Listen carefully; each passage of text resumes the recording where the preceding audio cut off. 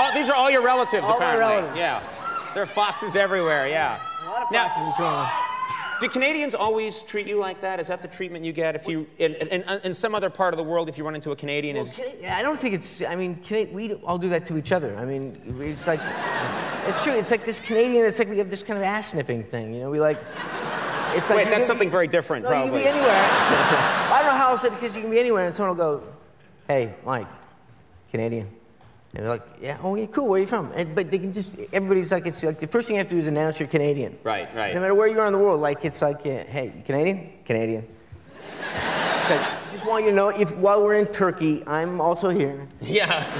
That's the other funny thing is there's probably also this assumption that you know, that people think that, hey, he's Canadian too, you guys probably know each other. It's like a pretty large landmass. That's an American thing, right? In America, they say, they'll say, where are you from? I'll say Vancouver, and they'll say, I got a friend in Toronto, you must know him.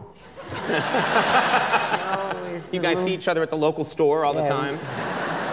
Now, did you speak, speaking of Canada and going to America, did you work to lose your accent? Did it happen naturally? To lose my accent? You mean to get my American accent? Yeah, yeah.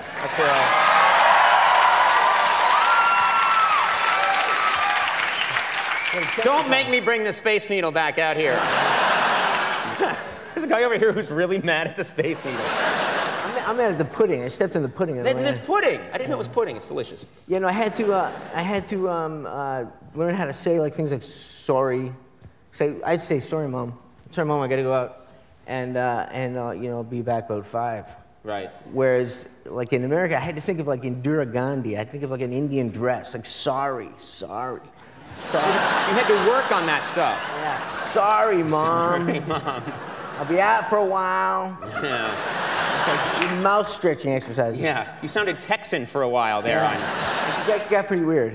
Now, you moved to LA when you were in high school. Yeah. And I'm imagining... Literally in high school. Literally in high school. That's a scary time in your life to make such a big move. Were your teachers supportive? Were the people in your life supportive when you made this big move? My family was supportive. I left school in 11th grade. Don't try this at home. But I left in 11th grade, and yeah, my father was cool because I was acting, I was making a living doing acting. I was doing theater at night, and I was failing drama in the morning, so. So they kind of realized my situation, and so my father was cool about it. My teachers were not so cool. I had this law teacher, social studies teacher, who said, when I told him, he said, you're making a big mistake, Fox. You're not going to be cute forever.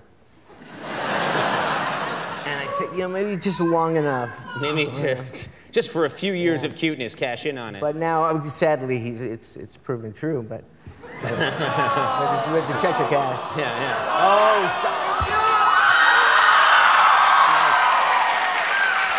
boy, it's great to be up here. They won't have any self-deprecating wit here. They're not having it. So great to be up here. So, and you had to, for a while, you had no money when you first moved to the States, right? No, I was selling, this is a story I always tell, but I sold my sectional couch section by section.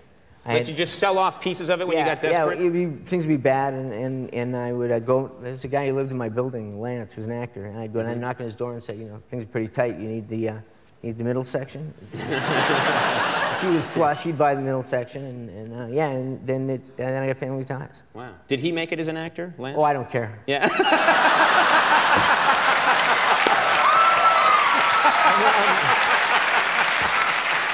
I'm not buying it back. Yeah.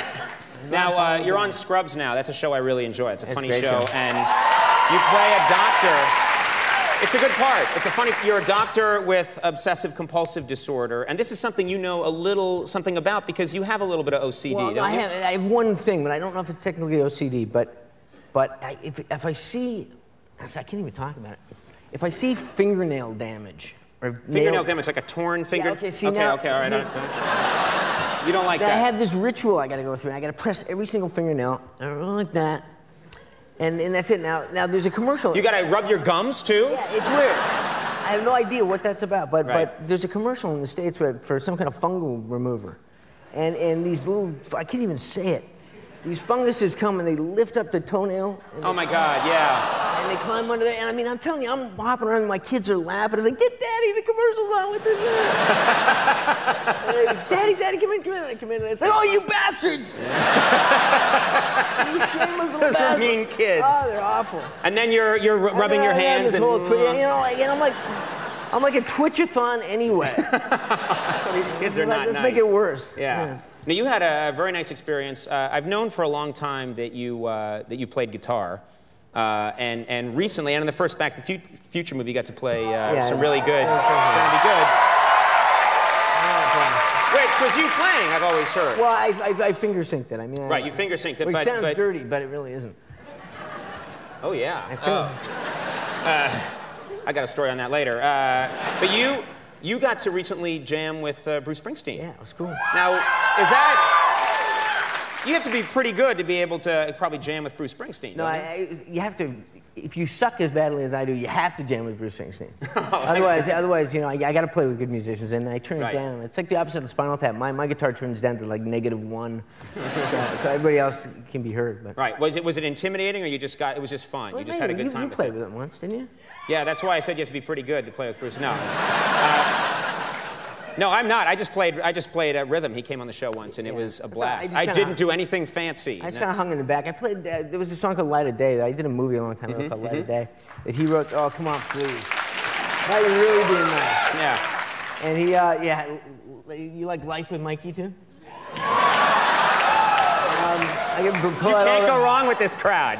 You can't do wrong. But anyway, he wrote the theme song for that. He wrote "Light of Day," and right. And so I played it when we did the movie, and I butchered it, and I always kind of felt bad about it. And every time I see Bruce Springsteen somewhere, I think like he hates my guts because I butchered "Light of Day." So when I got a chance to play with him, we played that song. It was amazing. Oh, that's really cool. Great, yeah. That's one of those great things you get to do. Well, speaking of great things you get to do, when we found out that we were coming here to do this show, and I know you got a lot going on, you were one of the first people to call up and say, I'm there, I want to help out. And so this was, very good, man. Scrubs airs Tuesday nights on NBC. Yeah. And for more information on the Michael J. Fox Foundation for Parkinson's Research, visit michaeljfox.org and check that out. Thank you so much. Excellent man right here. Michael J. Fox, champion moose color, Ken Capling coming up. We'll take a break. We'll be right back.